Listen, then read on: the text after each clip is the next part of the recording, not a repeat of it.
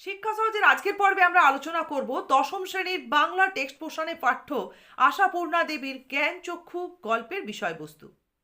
26-এর মাধ্যমিকে এই text portion থেকে একটি রচনাধর্মী প্রশ্ন এসে গেছে ঠিকই, তাই বলে তোমরা ফার্স্ট সামেটিভ ইভ্যালুয়েশনের জন্য কিন্তু এই গদ্যটাকে একেবারে বাদ রাখতে পারবে না। ছোট বড় সমস্ত রকম পোর্শনই তোমাদের এখান থেকে তৈরি করতে হবে। ফাইনালের জন্য তোমরা ব্যাখ্যাভিত্তিক সংক্ষিপ্ত উত্তরধর্মী প্রশ্ন এই টেক্সট পোর্শন থেকে তৈরি করতে পারো। তা যাই প্রশ্ন উত্তর তৈরি করো না কেন, এই গল্পের বিষয়বস্তুটাকে যদি ঠিকঠাকভাবে তোমরা মাথায় রাখতে পারো তাহলে যে কোনো প্রশ্নের উত্তরের পরিসর তোমরা সঠিকভাবে নির্বাচন করতে পারবে। আমরা এই গল্পের বিষয়বস্তুকে 3টি ভাগে ভাগ করতে পারি। প্রথম ভাগে আমরা দেখব যে তপন তার মাসির বিয়ে উপলক্ষে লেখক মেশো সম্পর্কে পরিচিত হলো। তাহলে শুধু পরিচিত নয়, সেই সঙ্গে একজন লেখককে খুব সামনে থেকে দেখে তপনের লেখক সম্পর্কে যেন বিশেষ কিছু উপলব্ধি জন্মালো। এটা হচ্ছে কাহিনীর প্রথম অংশে পাবো।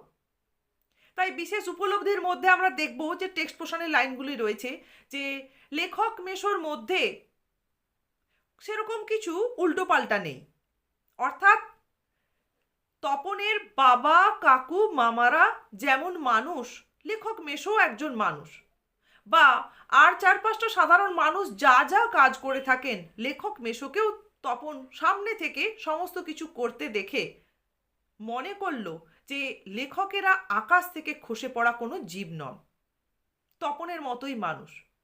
এই সামনে থেকে দেখার ফলে তপনের মনের মধ্যে একটা বোধ জন্মালো যে তপনেরও লেখক হয়ে ওঠার পেছনে কোনো বাধা নেই। তাহলে এই পর্যন্ত হচ্ছে কাহিনী প্রথম অংশ। এরপর আমরা দ্বিতীয় অংশে দেখব যে তপনের যখন বোধ জন্মালো যে তার লেখক হয়ে ওঠার পেছনে কোনো বাধা নেই, সেই বোধবশত বা বোধের উপর ভিত্তি করেই তপন তার একটা লেখা ছোট মাসির কাছে নিয়ে গেলেই ছোট মাসির মারফত লেখাটি পৌঁছে যায় লেখক মেশোর হাতে। এই ঘটনাটা ঘটার ফলে কি কি হলো, বা এই ঘটনাটা ঘটার ফলে মানে লেখক মেশোর হাতে তপনের লেখাটা পৌঁছে গেলে লেখক মেশোর কি প্রতিক্রিয়া হলো এবং তার প্রভাব তপনের উপর এসে কিভাবে পড়লো, এটা আমরা কাহিনীর দ্বিতীয় অংশে পাবো। তাহলে এই কাহিনীর দ্বিতীয় অংশে যে কি কি প্রতিক্রিয়া লেখক মেশো দেখালেন আর তার প্রভাব তপনের ওপর কি কিভাবে পড়লো, এটাকে কয়েকটা ভাগে আমরা মনে রাখতে পারি। প্রথমে আমরা কি দেখব না, প্রথমে দেখব মাসি যখন তপনের ছোট মাসি যখন তপনের লেখাটা নিয়ে হইচই করছেন লেখক মেশোর কাছে, তাতে তপন পুলকিত হচ্ছে। এটা আমরা 1 নম্বরে পাবো, ওখানে কিছুটা প্রসঙ্গ রয়েছে। এরপর 2 নম্বরে আমরা মনে রাখবো যে তপন মনে করছে রত্নের মূল্য জহুরির কাছে, অর্থাৎ তপন বাহ্যিকভাবে আপত্তি জানালেও মনে মনে চাইছিল যে তার লেখাটা লেখক মেশোর কাছেই যাক, কেননা তার লেখার মূল্য তার লেখক মেশোই বুঝবেন। তপন যেহেতু সামনে থেকে দেখেই ফেলেছে যে লেখক মেশো একজন মানুষ আর তপনও একজন মানুষ, তাই তারও লেখক হয়ে ওঠার পেছনে কোনো বাধা নেই, এই বোধবশত একের পর এক এই ঘটনাগুলো ঘটতে থাকে। তাহলে এরপর আমরা এই 2 নম্বরের পর 3 নম্বরে মনে রাখার জন্য দেখব যে তপনের লেখক মেশো তপনের লেখাটার প্রশংসা করছেন, যে দিব্যি লিখেছে, একটু কারেকশন করে দিলে তার গল্পটা ছাপার উপযোগী। ব্যাস, তপনের এই কথাতে বোধ পাল্টাতে আরম্ভ করলো, তার সেই বোধের মধ্যে আরো প্রাবল্য সংযোজিত হলো, তার বিশ্বাস প্রবল হতে আরম্ভ করলো। তপন যেন এখানে একটা অনুভূতির কথা রয়েছে, আহ্লাদে কাঁদো কাঁদো হয়ে উঠল। এরপরে আমরা 4 নম্বরে মনে রাখবো যে বিকালে চায়ের টেবিলে যে কি আলোচনা হচ্ছিল ওই প্রসঙ্গ।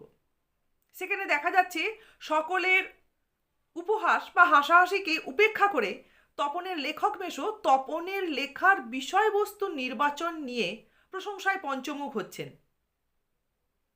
হয়ে গেল তপনের বিশ্বাস আরো প্রবল। তপন তার সেই বিশ্বাসের প্রাবল্যর ওপর এবার ভর করে ভাবতে আরম্ভ করেছে। টেক্সটে খুব সুন্দর লাইন রয়েছে ওইখানে, তপন দিন রাত ভাবতে আরম্ভ করেছে। এটা আমরা 5 নম্বরে মনে রাখবো। কি ভাবছে না, ছোটবেলা থেকেই তো সে রাশি রাশি গল্প শুনেছে, আবার এখন সে বস্তা বস্তা পড়ছে, কাজেই গল্প জিনিসটা কি এটা তার আর জানতে বাকি নেই। শুধু একটা জিনিসই বাকি ছিল, যে গল্প অনায়াসে মানুষ লিখে ফেলতে পারে, এটাই। সেটা লেখক মেশোকে দেখার পর আর অজানা তার থাকলো না, সহজেই সেটা লেখা যায়। এরপর আমরা 6 নম্বরে মনে রাখবো কি, 6 নম্বর নয়, এরপরে আসবো আমরা 7 নম্বরে। 6 নম্বরে বললাম বিশ্বাসের ওপর ভর করে সে কি ভাবতে আরম্ভ করেছিল। 7 নম্বরে মনে রাখবো যে তপন তার বিশ্বাসের ওপর ভর করে আবার একটি গল্প লিখে ফেললো ওই মামা বাড়িতেই। এর মধ্যে কিন্তু লেখক মেশো তপনের প্রথম লেখাটা নিয়ে চলে গেছেন, আর মামা বাড়িতে তপন তখনও ছুটি ছিল বলে কিছুদিন ছিল, আর ছোট মাসি তখন ছিলেন। তা সেই বিশ্বাসের উপর ভর করে তপন আরও একটা গল্প লিখে ফেলল। এই গল্পটা 7 নম্বরে, যেই গল্পটা লেখার ফলে বা গল্পটা পড়ার পরে এবার তপনের মধ্যে আবার একটা প্রতিক্রিয়া জন্মালো। এরপর দেখো 8 নম্বরে তোমরা মনে রাখবে, তপনের সেই নতুন গল্পটি পড়ার পর তপনের যে একটা অদ্ভুত অনুভূতি হলো, ভয়ানক একটা উত্তেজনা অনুভব করলো তপন নিজের মধ্যে, তার নিজের লেখা গল্পটি পড়ে। টেক্সটের লাইনেই দেয়া আছে। তার মানে তার সেই বিশ্বাসের মধ্যে, বিশ্বাসের যে প্রাবল্য তার মধ্যে এসেছিল, যে তারও লেখক হয়ে ওঠার পেছনে কোনো বাধা নেই, সেই প্রাবল্যে একটা নতুন মাত্রা সংযোজিত হলো। এরপর 9 নম্বরে মনে রাখবো যে তপন তার মামাবাড়ি থেকে যখন বাড়িতে ফিরে এলো, সেখানেও তার অবস্থার বা পারিপার্শ্বিকতার একটা পরিবর্তন অনুভব করতে আরম্ভ করলো। কীরকম না, টেক্সটের দেখবে একেবারে 13 পাতার ওপরে একটি লাইন রয়েছে, তপনের বাড়িতে একটা নাম হয়ে গেছে। কি হিসেবে না, কবি, সাহিত্যিক, কথাশিল্পী হিসেবে। এটা কিন্তু কম বড় কথা নয়। এরপর তপনকে উঠতে বসতে সবাই ঠাট্টাও করছে, প্রশংসা করছে কেউ, আর তপন সেই বিশ্বাসের প্রাবল্যে আরও 2-3টে গল্প লিখেও ফেলেছে। দেখা যাচ্ছে তার ছুটি শেষ হতে চলেছে, হোম টাস্ক কমপ্লিট হয়নি, শেষ হয়নি, সম্পূর্ণ করে উঠতে পারেনি, তবুও সে গল্প লিখে যাচ্ছে। তাহলে কতটা যেন তাকে নেশায় পেয়েছে। এটা হলো তপনের বাড়িতে তার এই মনের যে একটা বিশ্বাস প্রবল হয়েছিল, তার ফলে বা পারিপার্শ্বিক ক্ষেত্রে তপনের কেমন পরিচিতি জন্মেছিল সেই বিষয়। তাহলে 9 নম্বর, এই 9টা পয়েন্ট আমরা দ্বিতীয় অংশের জন্য মনে রাখব। এরপর আমরা চলে যাব যে কাহিনীর বিষয়বস্তুর যে তৃতীয় অংশ, সেখানে দেখব যে একদিন তপনের বাড়িতে তপনের লেখক মেশো এবং তার মাসি সন্ধ্যা তারা পত্রিকার একটি সংখ্যা নিয়ে উপনীত হলেন। তারপরে কি ঘটনা ঘটলো, এটা হচ্ছে কাহিনীর তৃতীয় অংশ এবং শেষ অংশ। এখানে দুটো তপনের অনুভূতি আছে। যখনই তপনের লেখক মেশো আর মাসি বাড়িতে উপনীত হয়েছিলেন, তখন তপনের প্রথম অনুভূতি কি হয়েছিল না, তপনের বুকের রক্ত ছলকে উঠেছিল। এই অনুভূতি থেকে তপনের মধ্যে একটা অন্য অনুভূতি জাগ্রত হলো।